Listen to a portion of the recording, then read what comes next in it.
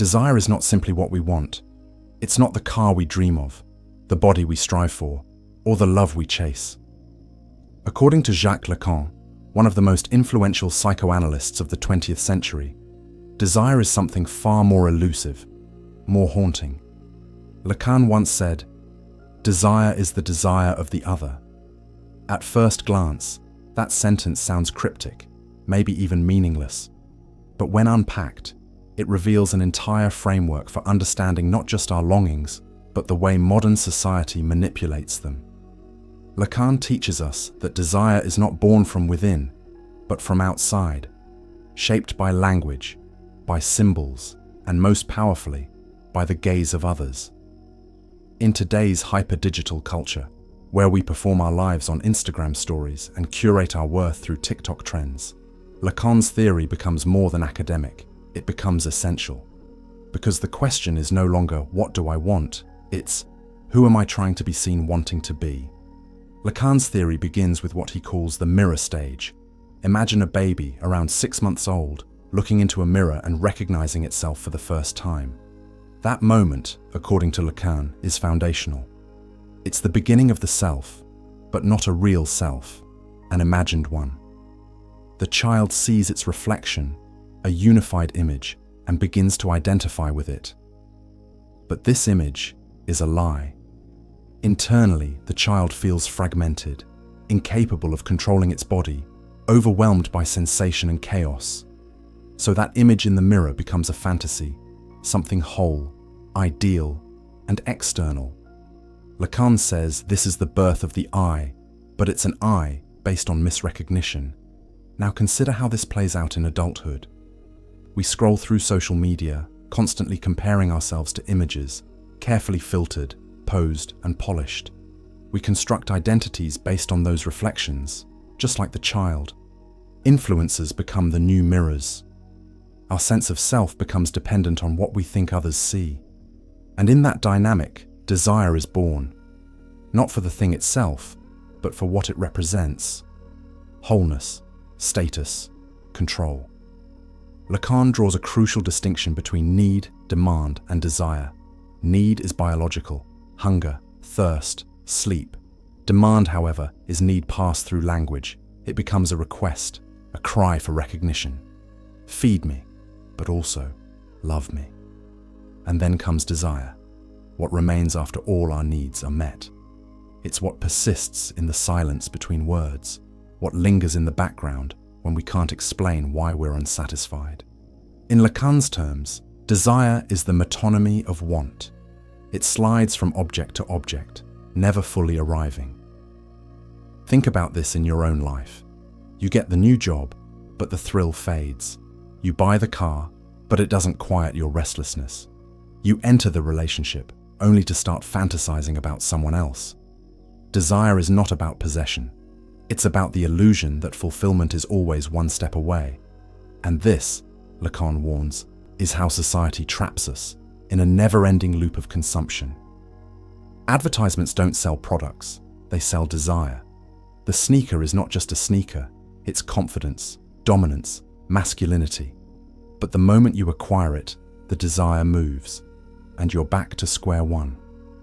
Perhaps Lacan's most provocative idea is that desire is the desire of the other. That means we want not just things, but the approval, the recognition, the desire of others. We want to be desired as someone who desires the right things. In modern terms, think of someone who doesn't just want success, they want to be seen as someone others envy. The luxury watch isn't about time, it's about what it signals to the gaze of others. And this gaze isn't just personal, it's cultural, it's systemic. We live in a symbolic order that tells us what to want: success, beauty, youth, fame, and then shames us when we fail to attain it. But here's the catch. Even when we do attain it, we feel empty. Because what we're chasing is not the object itself, but a fantasy that cannot be fulfilled.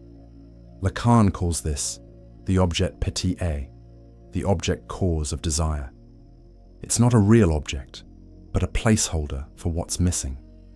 In every goal we chase, there's a shadow of something absent, And that absence, ironically, is what keeps desire alive. Now take all of this and inject it into the age of algorithms. Social media has become the new symbolic order, the new other that shapes our desires. Likes, views, follows, they function like Lacan's name of the father, the law of recognition. We don't just post content, we stage our identities for the gaze of an invisible audience.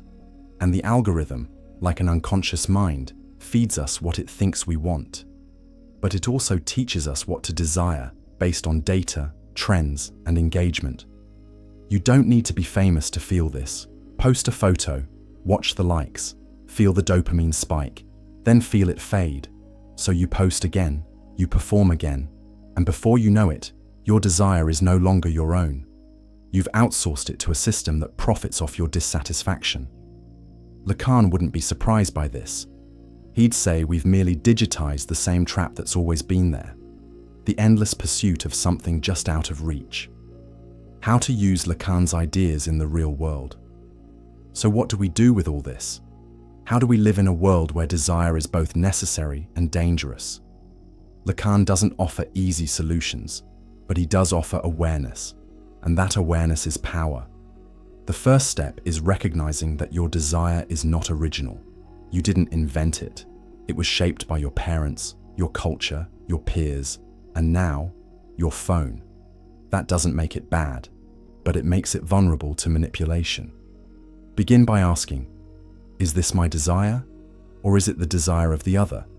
Do I really want this, or do I want to be seen wanting it? Start there. Peel back the layers. The second step is to tolerate lack. Lacan believed that desire never ends, and that's not a curse, it's a feature. We are beings of lack, and instead of trying to fill that void with more stuff, more validation, more hustle, we can learn to sit with it, to let desire move through us without letting it control us. That's not about becoming numb, it's about becoming free. Final thoughts. The ethical use of desire. In the end, Lacan doesn't tell us to kill desire. He tells us to understand it and perhaps even ethically direct it. Because once you realize you'll never be whole, you stop demanding that the world make you whole. And that opens up a new possibility, to use your desire not for consumption, but for creation. Artists, thinkers, and builders all live in tension with desire. They don't escape it, they sublimate it. They channel their longing into something meaningful. And that, maybe, is where modern society still has hope. If we can move from performance to presence, from chasing to creating, from imitating to embodying, then desire stops being a trap and starts being a fuel. A mirror, not for who we pretend to be, but for who we're becoming. Thus remember, we are Indeceptor. Becoming Indeceptor is the code they never wanted you to learn. A psychological war map for men, forbidden teachings fused with modern strategy for influence, dominance, and self-mastery. If you want peace, prepare for war.